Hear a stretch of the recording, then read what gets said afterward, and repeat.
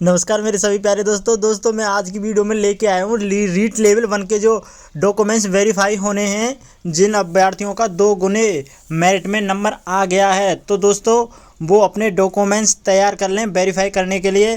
तो आज की वीडियो में हम आपके लिए यही बताने वाले हैं कौन कौन से डॉक्यूमेंट्स आपको तैयार करने हैं। चलिए आपको पूरी लिस्ट दिखाते हैं, आपके लिए लिस्ट वाइज आपके लिए हम डिटेल बताते हैं। और दोस्तों आपको एक बात और बता देता हूँ, ये डॉक्यूमेंट्स आपको हम बता रहे हैं ये लेवल 1 के लिए और लेवल 2 के लिए, दोनों के लिए ही उपलब्ध कराने होंगे अभ्यर्थियों को वेरीफाई कराने के लिए। तो सबसे पहले बात करते हैं मूल आवेदन पत्र की। जो फॉर्म भरते समय जो आपने जो आवेदन किया था, जिसमें एप्लीकेशन नंबर है, वो यहाँ पर आपको चाहिए और ओरिजिनल होगा दोस्तों, आपके पास वो ओरिजिनल चाहिए यहाँ पर। और सेकंड नंबर बात करते हैं आधार कार्ड की प्रति।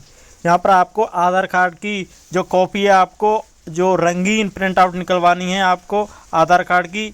और थर्ड नंबर बात करते हैं 10th की मार्कशीट प्लस सर्टिफिकेट। आपको यहाँ पर आपको देखना है कि अगर आपकी 10th की मार्कशीट में आपका फ़ोटो लगा हुआ है, फ़ोटो वाली आपकी मार्कशीट है जो अभी आ रही है दोस्तों, तो उसमें सर्टिफिकेट प्लस ही आता है, तो अलग से सर्टिफिकेट लेने की ज़रूरत नहीं होती है।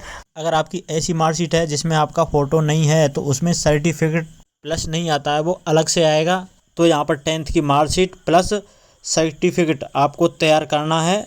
और 12th की मार्कशीट भी आपको इसी प्रकार से देखनी है, 12th की मार्कशीट प्लस सर्टिफिकेट। अब बात कर लेते हैं स्नातक मार्कशीट की। यहाँ पर जो आपकी BA BSc BCom की जितनी भी आपकी जिसकी भी मार्कशीट है अपने पास, तो सभी वर्षों की आपके पास वो उपलब्ध करानी है, प्लस डिग्री या आपके पास प्रोविजनल जो कार्ड है वो आपको यहाँ पर उपलब्ध कराना है। नेक्स्ट अब बात करते हैं स्नातकोत्तर मार्कशीट प्लस डिग्री। अब अगर आपने जो फॉर्म भरते समय इसका डिस्कस कर रखा है, मेंशन कर रखी है, तो आपको ये भी उपलब्ध करानी पड़ेगी आपको। और नेक्स्ट बात कर लेते हैं BEd marksheet plus degree level 2 के लिए है ये दोस्तों। और यहाँ पर BST वालों के लिए मार्कशीट प्लस डिप्लोमा लेवल 1 के लिए आपको कागज़ तैयार करने हैं। और अब बात कर लेते हैं नेक्स्ट, यहाँ पर आपको अगर आपने बीएड कर रखी है तो बीएड की, अगर आपने BSTC कर रखी है तो आपको BST की प्रवेश तिथि, यहाँ पर ऐसा जो डॉक्यूमेंट्स तैयार करना है आपको जिसमें इसकी प्रवेश तिथि दी रखी हो। और साथ ही साथ अगर आपने विशेष शिक्षा के लिए अप्लाई कर रखा है तो उसके लिए आपको जारी प्रमाण पत्र भी आपको उपलब्ध कराना होगा, जो कि भारतीय पुनर्वास परिषद RCI द्वारा जारी प्रमाण पत्र होगा। आगे बात कर लेते हैं रीट पात्रता प्रमाण पत्र की। आपने रीट पात्रता का जो आपके पास प्रमाण पत्र होगा रीट पात्रता का, वो भी आपको इसमें लगाना है। आगे बात करते हैं मूल निवास प्रमाण पत्र की। यहाँ पर आपको ऑनलाइन मोड से निकाला हुआ मूल निवास प्रमाण पत्र आपके पास होना चाहिए।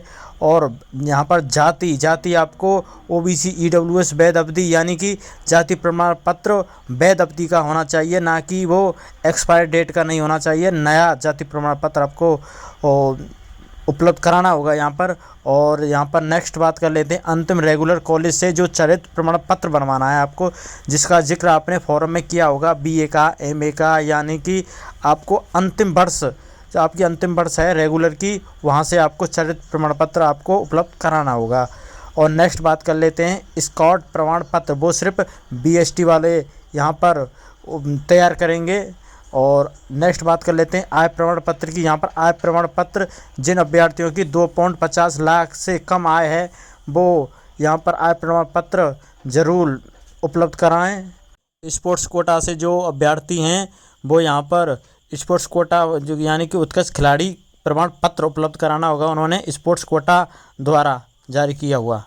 और नेक्स्ट बात करते हैं अगर आपने शारीरिक विकलांग प्रमाण पत्र लगा रखा है, इसका जिक्र आपने फॉर्म में कर रखा है, तो शारीरिक विकलांग प्रमाण पत्र आपको यहाँ पर होना चाहिए। और अब बात कर लेते हैं जो महिला विधवा हैं उनके लिए ध्यान से सुनना, उनके लिए क्या चाहिए यहाँ पर, जो उसका CM का शपथ पत्र होना चाहिए। CM का शपथ पत्र, उसमें लिखा हो कि मेरे पति की डेथ इस तारीख को हुई थी, इस कारण हुई थी, और मैं विधवा हूँ और मैंने पुनर्विवाह नहीं किया है। और मृत्यु प्रमाण पत्र आपके पति का भी यहाँ पर आपको उपलब्ध कराना होगा, आपको तैयार करने होंगे ये डॉक्यूमेंट्स। और जो तलाकशुदा महिलाएं हैं उनके लिए यहाँ पर फाइनल निर्णय जो न्यायालय द्वारा जो प्रमाण पत्र मिला होगा आपको, वो यहाँ आपको तैयार करना है।